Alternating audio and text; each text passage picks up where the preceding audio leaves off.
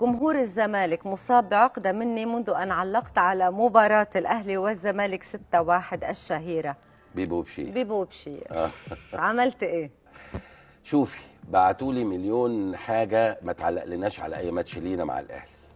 إحنا بنتشائم منك وأنت نحس بالنسبة لنا. وقولي زي ما أنت عايزة في السكة دي. وعلى الجانب الآخر الأهلاوية والنبي يا كابتن الله يخليك اوعى ما تعلقش يا كابتن، احنا مستنيينك كده يعني. يعني دول عايزيني جدا جدا جدا ودول مش عايزيني خالص خالص خالص. انا بطلع بحاول ان انا اقول لهم يا جماعه المعلق ده ملوش اي دور في اي حاجه خالص.